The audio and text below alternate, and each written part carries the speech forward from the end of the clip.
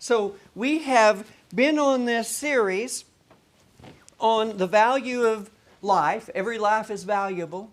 We had 6 weeks on the value of human life. We saw that the value of human life is based back in the creation, that we were made in the image of God. We're given dominion over all the creation, and we were created with the very breath of God. We've seen that it was the value of human life is seen in the commandments. Thou shalt not kill.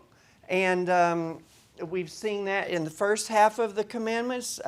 It talks about a relationship with God, how we treat God. The second half is how we treat man of the Ten Commandments. And in the New Testament, it's summarized in a couple of instances. Jesus, Paul, they both summarized it and said that this boils down to loving God and loving man. Why would you love man? Why would man be included in that? Just like loving God, because man is made in the image of God, with the breath of God, given dominion by God, a dominion that was not given by or to any other creature in the universe. So man is unique, and that life has to be protected. It's protected from the very get-go of human government, Genesis 9, right off the ark, in the form of a prohibition on murder.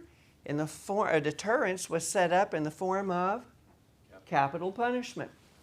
So anyway, there's been many, many weeks of that. We've looked at the devalue of human life. We're going to do 2 of these. We're going to take a break because next week we're going to visit Calvary, and the week after that we'll be at the empty tomb. We'll probably take a break for a few more weeks. It might even be next winter before we come back to it, but we've got more on this series. I think I have 100 and some odd slides, and we're on 43 right here. So we've got a lot more to talk about because the devil has really been busy incorporating things into our lives which really devalues human life. And we're not really aware that it's even happening because he's subtle, he's sly. And so the average Joe on the street has no idea that the lifestyle that he's been living, the things that he's been thinking, that he's been taught to accept, the acceptance of these things is actually, we react and we say, well, that thing, that's terrible. But behind that thing is this right here, the devaluing of human life that is made in the image of God. And that's what the problem is this devaluing. We've seen it last week when we talked about murder. This week, of course, abortion. Okay? And this will probably conclude our From January to Almost Easter series. And like I said, until next year, when we go forward on this. And we're going to talk about abortion here today. All right? So let's just see. The devaluing of life through abortion. Immediately after the 10 Commandments, prohibition against murder is given in Genesis chapter 20, or Exodus chapter 20. God says, thou shalt not kill. In Exodus 20, the very next chapter, God pivots to abortion, basically. Talks about the value of life. He identifies the unborn as life in the very next chapter. And here we are stuck.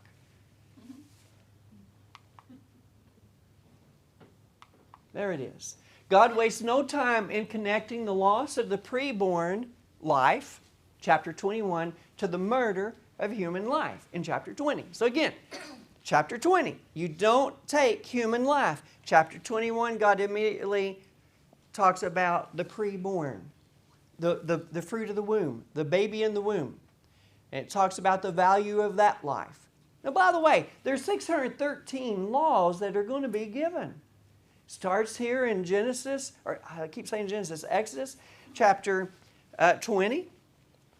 With the 10 Commandments, 21, all these laws start being woven into this in the 20s and the 30s of Exodus. The whole book of Leviticus, it's repeated in Deuteronomy. There's 613 laws. And you'd think that a lot of church people in America today would put abortion and the life of the unborn at the very end, if it's even included at all. At the very end of those 613 precepts that are given in the Old Testament. But no, It's right there at the very beginning. So let's dig into it and see.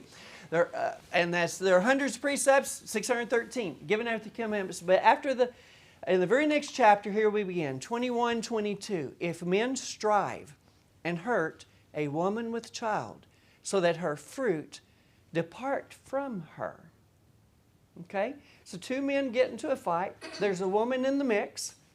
Now, it's kind of hard to imagine in the olden days a woman being in the mix of that. Today, with Facebook and stuff, I can imagine it. I can imagine it. Now, you imagine a couple of men in there fighting just like women because of Facebook. Lord, save us from Facebook.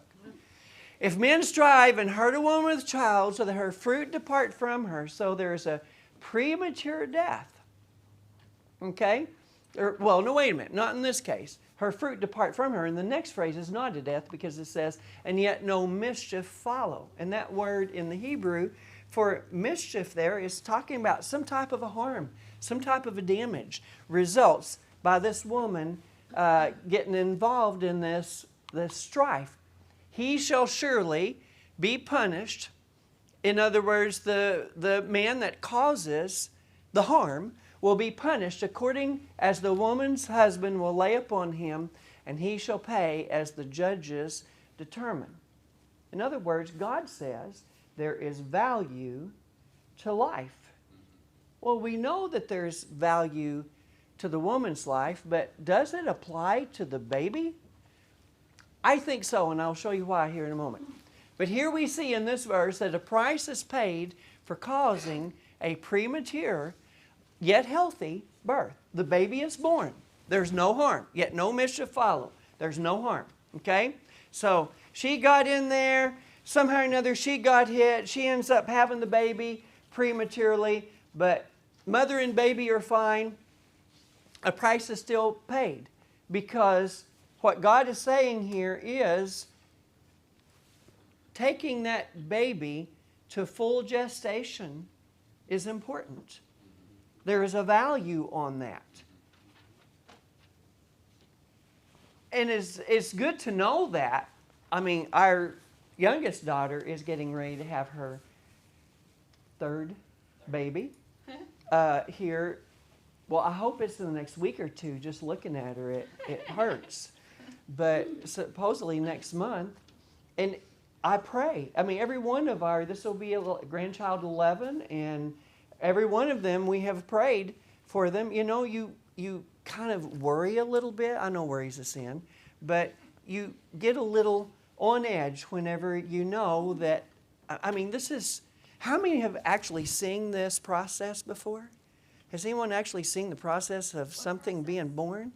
I mean, there is so much involved, like millions of things that are involved. And if you research the science behind it, millions of little things just have to be exactly right, and it's just a miracle. I mean, the eye is a human miracle. We are fearfully and wonderfully made. The birth process is certainly a miracle, and that's why evolution can never be true. I mean, you have to have all these miracles right in place for the first birth to actually be there, or we were doomed from the very beginning of this thing.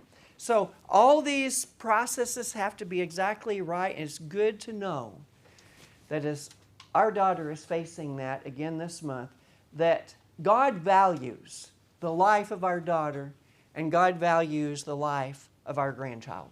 Both of them have value in God's eyes. So the fruit of the womb has value. But what kind of value? Well, the next verse is going to go on and explain a little more in 21:23 of Exodus. If any mischief or harm follow. Okay? Now, the question is going to be, is the harm going to be to the mother or is it going to be to the child? It doesn't specify whether it's the mother or the baby. Well, since it doesn't specify, it could be either or both. And the sentence structure of verse 22 implies that it's probably talking about the baby. Now, you will read a lot of commentaries that will say that, oh, this is talking about the mother. Well, yeah, everybody knows that. I mean, Matthew Henry and those old commentaries from years ago, a lot of those, they understand perfectly that it's the mother, that she has value, but a lot of newer commentary is now saying the sentence structure of the Hebrew puts this right. Let's go back there and look at verse 22. If men strive and hurt a woman with child, so that her fruit depart from her. We've got the child, and the fruit seems to be what is at hand right here when it's talking about no mischief follow. So the sentence structure of verse 22 would imply that it probably is the baby. But we know that it is either, because it's human life. And if it's human life, I mean, that's why it has value, and that's why that's why this whole thing is brought up at the end here. The bottom green down there, surely be punished as the woman's husband shall lay upon him. The very bottom point, the fruit of the womb has value. Okay, that whole point is that it's the baby. The baby has value. Then thou shalt give life for life. Why? Because a death occurred. And the Bible is clear that there is there has to be justice. Life for life. Death for death. Eye for an eye and a tooth for a tooth. Next verse. Hand for hand. Foot for foot. So life for life is used to show that the unborn baby is life. And that the loss of this unborn life is also protected by capital punishment. Did we not just see last week that if someone kills a person, then that person must be killed? Why? Because they killed someone who is made in the image of God. All right? So the same thing applies to the unborn, made in the image of God. It's just not outside of the womb yet. It's still life. Lex talionis applies to a fetus as well as an adult. Okay, just a couple of things here. A fetus. I put that in quotes because the Bible, as we're going to see in a moment, does not call the unborn a fetus. In fact, it makes no distinction at all between the born and the unborn. Called the same thing, the same term in the Hebrew and the Greek, Old Testament and New Testament. They're called the same. Only in modern America, when we want to justify a heinous murder, do we give it a term like fetus, and that way it seems less human. Okay? So I put the fetus in quotes there. And that lex talionis is a Latin phrase, and it basically is talking about the law of retribution. Well, that's what we just read. An eye for an eye and a tooth for a tooth. In other words, when someone does wrong, this is what God set up in the law in the Old Testament. When Paul in the New Testament argues that in the Old Testament, the household of the family of God was kind of like with little children. And with little children, you whip them, you get them in line, and it's like a yes means a yes and a no means a no. And if you aren't raising your children that way, I'm not telling you how to raise your children, but if a yes doesn't mean a yes and a no doesn't mean a no with your children, you are doing a huge disservice to your children. Huge disservice. So God, in humanity, when He set up humanity in the Old Testament, we have the law, we're like a household with little children, and we have to know that a yes means a yes and a no means a no, and that there are certainly repercussions for doing wrong. In other words, mom or dad's not going to say no 14 times before starting to get a little firm. No means a no from the very beginning.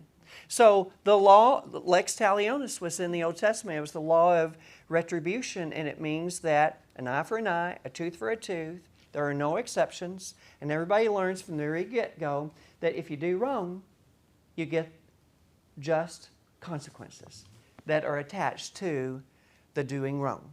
That's something that the modern American does not know. We have lost that.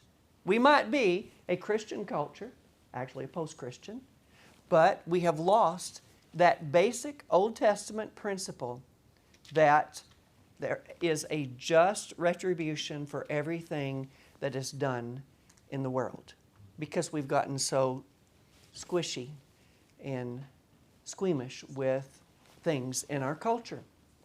Now, just to give you an example, I was just thinking a while ago that this lex talionis, we don't like an unjust consequence or an unjust punishment, right? And we've just seen, this is why the world is indignant. If you've seen on Facebook this week, who is it that you're seeing more than about anybody? Well, I better not ask that question. But there's somebody in another country, let's put it that way, somebody from another country that you're seeing a lot of on Facebook. Any ideas who it is? It's not one, it's three. Yeah, so the Iranian young men, Salih Mohammadi was one of them, who was the Olympian who won for Iran, 19 years old? And the other two young men, I don't know their names, but all three of them this week, they had stood against the government, basically, which is a theocracy over there in Iran, where God rules. The only problem is it's not the God of the Bible, it's a false God that is ruling. And people will say, well, this was a far extremism religion, which has been in Iran all of these years, 40 some odd years, I think, since the Shah of Iran in 1979 when he was deposed. We've had the Ayatollahs that's been ruling, and they say that if you resist them, then you are resisting God, and that is worthy of the death penalty. So 3 young men who thought, they dared to think and actually say that the Ayatollahs might not be from God, okay, and that maybe they need a change of government in Iran, so they hang them. National heroes. They hang them. And I think most of us realize that there is something wrong with that. It's an unjust consequence for what they did. Maybe throw them in jail for a little while. Say we're going to kick you behind bars and you're not going to see the light of day as long as we're in power. Well, people might understand that a little better than just taking them out and hanging them. It just seems like the consequence doesn't fit the crime. Okay? So you want to, lex talionis, the Old Testament is very clear that the consequence has to fit, the punishment has to fit the crime. Otherwise, you got problems. I learned that in the classroom years ago. The unborn have the same rights and protections under the law as an adult human being. It's what Exodus 21, 22 and 23 and 24 are basically telling us, that the unborn have the same rights and protections under the law as an adult human being. Okay, now, let me just give you some proof that it doesn't matter when it talks about mischief follows, if we're talking about the mother or we're talking about the baby. If we really get tied up in the sentence structure of Exodus 21, I'm having a hard time this morning. I slept 4 hours last night, so stick with me. Okay? If we get tied up in the sentence structure there and we say, well, maybe it's just talking about the mother, it's not talking about the baby. Well, then, consider this. And this is what I want you to remember more than anything. Don't forget this, what we're going to see on the next 2 slides, okay? In the Old Testament, the Hebrew, Yaled, refers to both the born and the unborn human life, okay? So here it is in what we just read a moment ago. If men strive and hurt a woman with child, Yaled, referring to the unborn child. The fruit of the, it's actually called the fruit of the womb in the next verse, or in that verse, okay? So, Yaled is an unborn child. Say that with me. Yaled is an unborn child. But verse 4 of that same chapter, earlier, It says, if his master have given him a wife, and she have borne him sons or daughters, borne him sons or daughters, the wife and her children, they're both included in this. The wife and the children are included in this statute here. And the children here again is Yaled, and here it is referring to born children, because it says she have borne him sons or daughters, the wife and her children. The children that have been born are called Yaled. Okay? So in Exodus 21, we have Yaled is applied to the born in verse 4, and is applied to the unborn in verses 22 and 23. So in the Old Testament, God does not distinguish between the born and the unborn. The same term is used. God doesn't go out. Hey, God's pretty smart. I think He's smarter than us. And if we could come up with another term called a fetus, well, why couldn't God?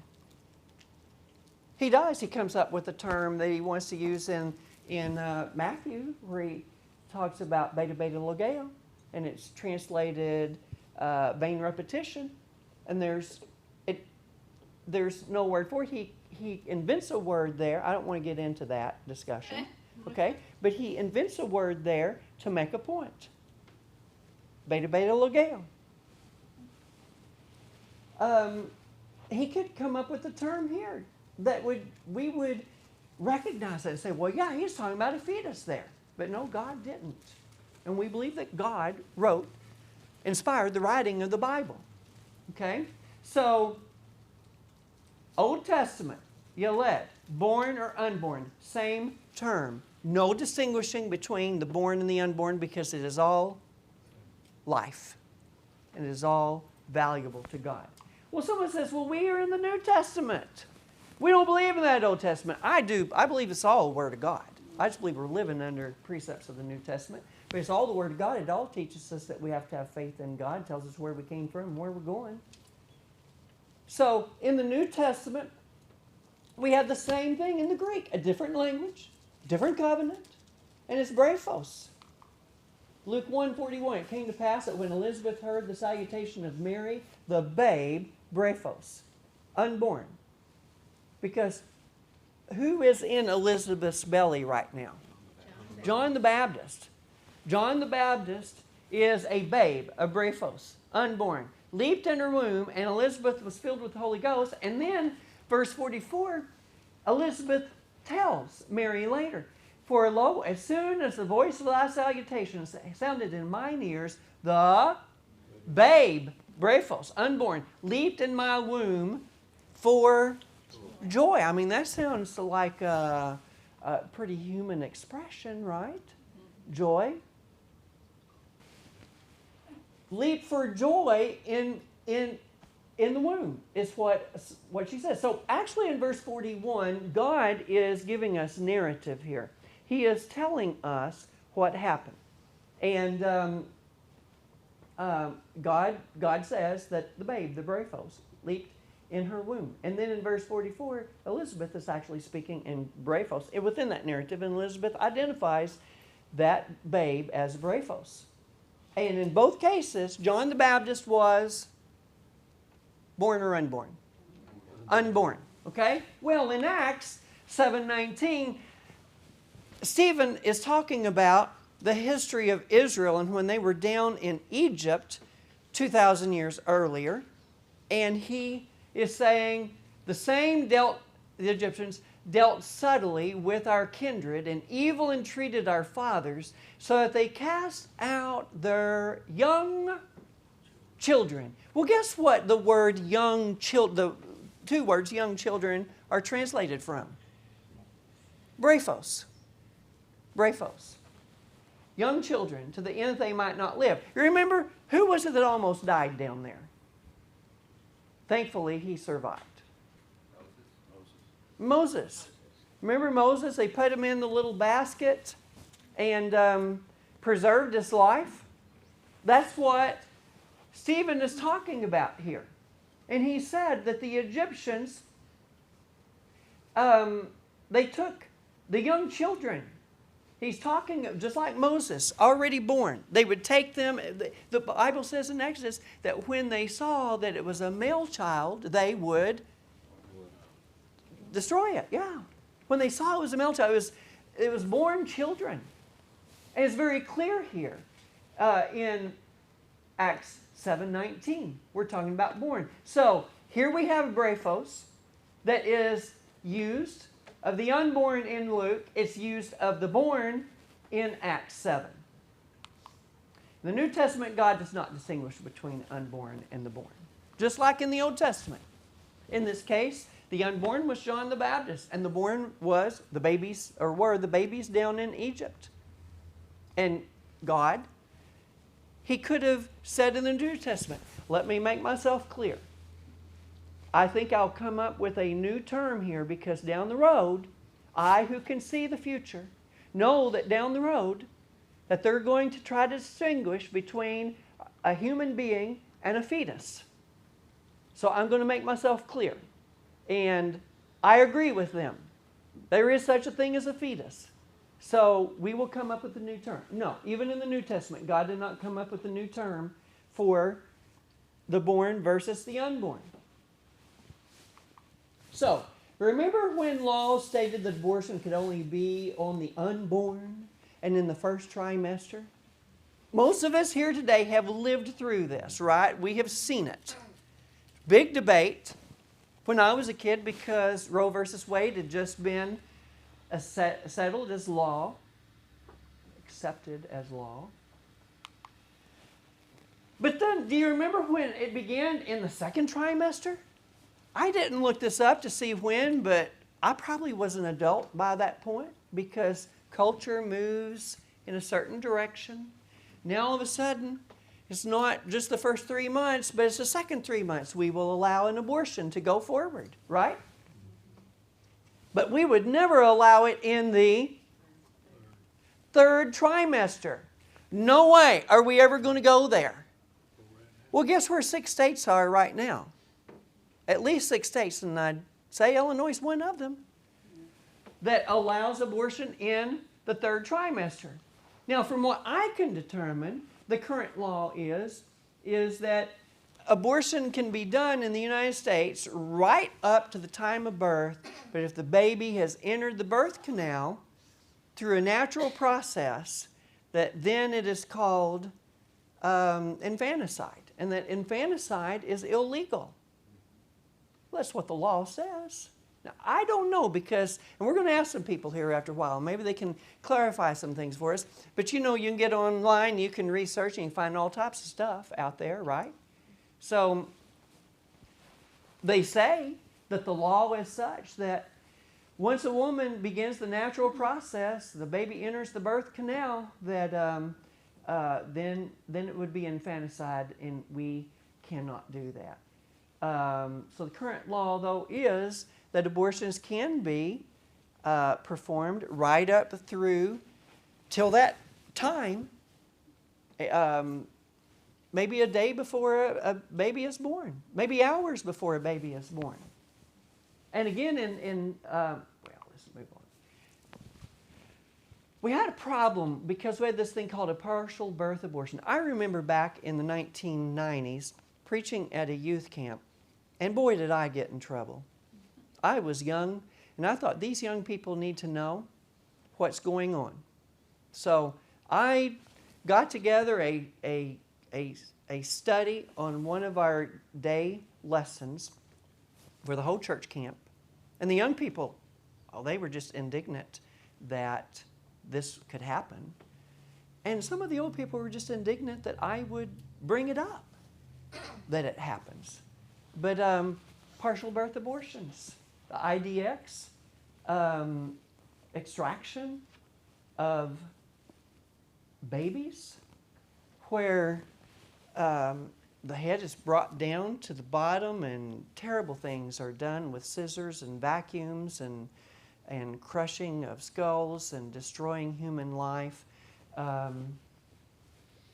this supposedly was outlawed for live births in 2003. Now, maybe our guest today will tell us if any of this is still happening anywhere. I don't know. But anyway, here's my point, that sin is a slippery slope. You start out saying, oh, just the first trimester. Then it's the second trimester. Then it's the third trimester. Okay? That's where we're at. That's where we're at this point. Okay? Now, I'm going to go a step further. A few years ago, infanticide would never be considered, and it's still technically illegal. According to the laws, I understand that it's illegal, unless our guests can tell us that it's not illegal somewhere. But killing a baby after it's been born? But those claims are out there. So now, everything that I'm going to show you on this screen is a claim, and I cannot verify it. Okay? So I'm just telling you that. I'm not preaching now. I am preaching, but I'm telling you this is a claim. And I don't know. But the claim is that doctors actually lay a baby that's been born to the side while the mother decides if she wants to keep her born baby. Now that would be a terrible thing, wouldn't it? A terrible thing. Now they say that the governor of Virginia, Ralph Northam, back a few years ago, that he brought this up in, he was a pediatric neurologist before he became governor of Virginia, and then he brought this up that this could be something that could be done, and then they claim that Trump jumped on this and that he presents it as fact and it's not fact.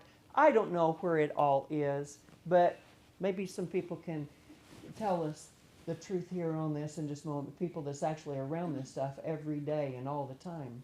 But here's how this would work, that if she decided that she didn't want to keep the baby, then the born child could actually be destroyed by being thrown into a dumpster. Now, I don't know if that's happening yet or not, but can you see the slippery slope we've been on? And can you see that even if it hasn't happened, that probably in another 10, 20, 30 years, it probably will because of the slope we're on? I mean, it's like if you're standing on Garden of the Gods on Camel Rock and you start sliding down and you slip a little more and slip a little more and slip a little more, it doesn't take you but just a split second to realize where you're going to end up. And we're looking at where we're going to end up. Current U.S. abortion discussions are leading us to a place where both God and the culture agree. And I have reworded this sentence several times in putting this together. And finally end up with the discussions. Because what has happened, our practices have brought us to this point where we're actually now possibly going to become easy with infanticide. So we've come to a point where God and the culture are finally can come to an agreement on something. Are you ready for this? Where God and the culture can agree on something. And here it is. There is little difference between the unborn and the born. Little difference. Because the culture takes us to this point to where a baby is actually born and we destroy it. Then the culture is saying that unborn and born are just the same. They can both be destroyed. And we've been saying all along that unborn and born are just the same. They are both to be protected. So we will actually be at a place where we can agree on one thing. That the unborn and the born are just alike. All right? Now that's what God's told us all along. Both abortion and infanticide are the murder of a human being made in the image of God. And God has a great purpose for all people. Okay? So, I know, we've looked in the past when we're talking about the value of human life that God knew Jeremiah in the mother's womb. And several others in the Bible are mentioned. There's a lot of things in the Bible that talks about that God has purpose. I believe that God has purpose for every one of us. Every one of us. And this is why I am so frustrated with county politics right now with if you get on Facebook and you see what's going on there, I just want to get some Christian people sometimes and just get them right here and just say, look, this other person has value just like you do. We're at a point where we cannot listen to each other because we think that if someone else doesn't think exactly the way we think, then they don't have value anymore. Well, no wonder we would feel that way. No wonder we would get to a point in our culture that we would destroy each other. It all began years ago when we took the most innocent among us, a baby in the mother's womb, what was supposed to be the safest place in the world, and we began to say, well, they don't have rights. Just because they've not passed a certain. And now we're at a point where we look at people that don't agree with us and we say, well, they don't have rights because they don't pass the muster. They don't believe exactly the way I do. We truly are. When you start destroying unborn life, you truly take a culture to a place where death reigns. It reigns before you're born, it reigns after you're born, and nobody is safe. No, if a person is not safe in the safest place, the mother's womb, then where can they be safe?